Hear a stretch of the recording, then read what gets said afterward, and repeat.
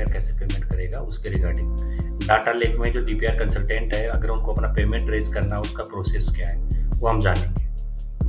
तो बेसिकली इसमें जो आपके सामने यूजर है वो है डीपीआर कंसल्टेंट है फर्स्ट, एनएस डिवीजन है, RCC BRO pi mode level, RO mode, और जो हमारी फाइनेंस डिपार्टमेंट है रीजनल पेमेंट अकाउंटेंट ऑफिसर, उसके रिगार्डिंग है ये।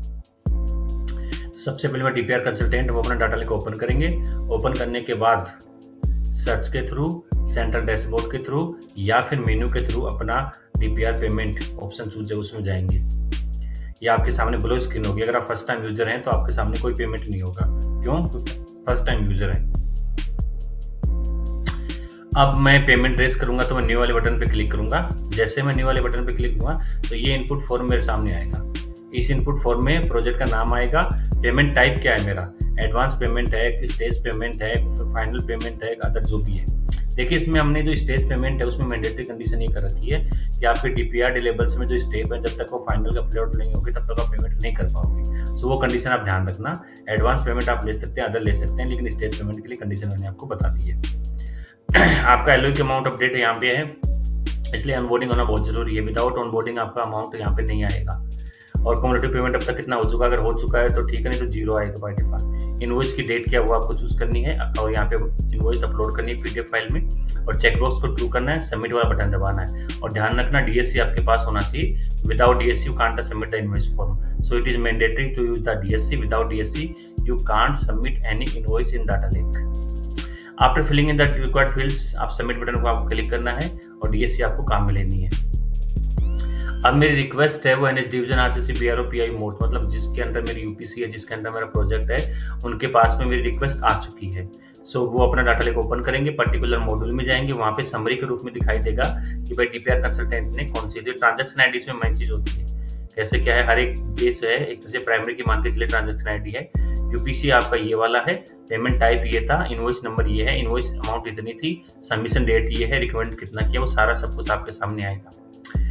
इसमें एक्शन बटन पे क्लिक करेंगे। अगर मुझे रीड ओनली मोड में जो मेरे डीपीआर कंसल्टेंट ने फॉर्म भरा था वो व्यू करके देखना है तो मैं व्यू में जाके देख सकता हूँ। और एक्शन पे आ रहा है, रिजेक्ट आ रहा है, सेंड फॉर रिव्यू, सी क्लिफिकेशन और इंसेंट पेमेंट टू आरओ। इसका मतलब रिजेक्ट का मतलब लूप ये इनक्लोज हो जाएगा, आपकी इनवॉइस से रिजेक्ट कर दी जाएगी।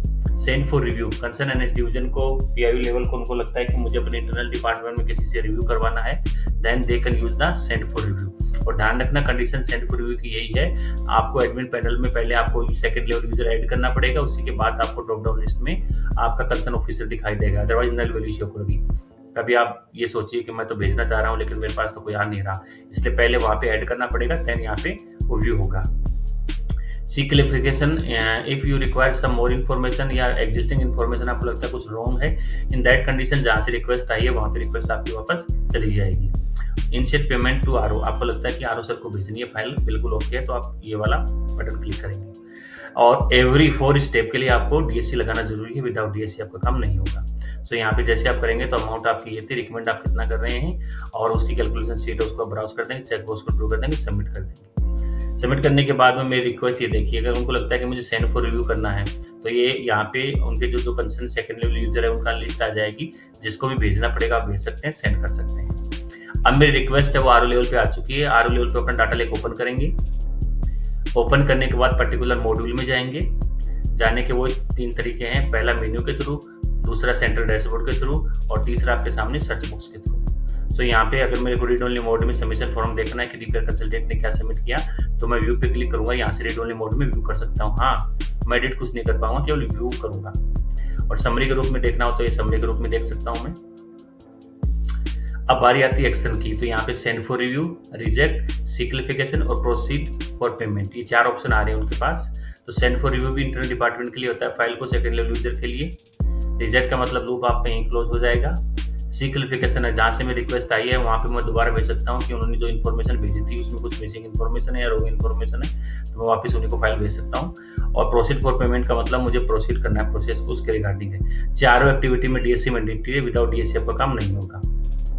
अब ये रिकमेंड कर रहे हैं इसको प्रोसीड फॉर पेमेंट के लिए। देखिए ट्रांजेक्शन आईडी ये थी, आईवीसी वाउचर नंबर कितना क्या था, आईईवी वाउचर की कॉपी डाल दी, अमाउंट के रिगार्डिंग और कितना रिलीज कर रहे हैं तो सारा अपडेट करेंगे और सबमिट कर देंगे।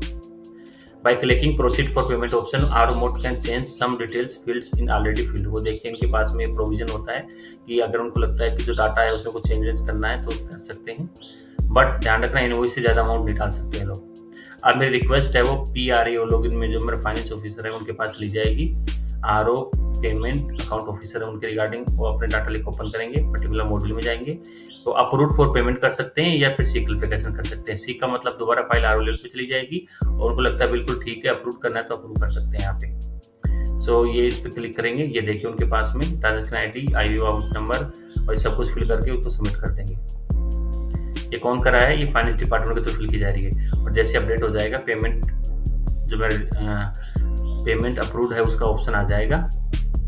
DSC मैंडेटरी है, अगर मेरा कंसर्न DPR कंसल्टेंट भी देखेगा तो ये स्टेटस उनको दिखाई देगा। सो अभी कभी भी आपको कोई भी रिक्वेस्ट हो उसको रिगार्डिंग जानना हो कि भाई क्या है क्या नहीं है तो आपको फ़ोन करने की या मेल करने की जरूरत नहीं है, आप डायरेक्ट अपने स्टेटस लॉगिन चेक करके देख सकते हैं, आपको पता चल जाएगा आपकी उस पर्टिकुलर रिक्वेस्ट का स्टेटस क्या है। तो ये मेरा मॉड्यूल था आपके सामने DPR पेमेंट मॉड्यूल।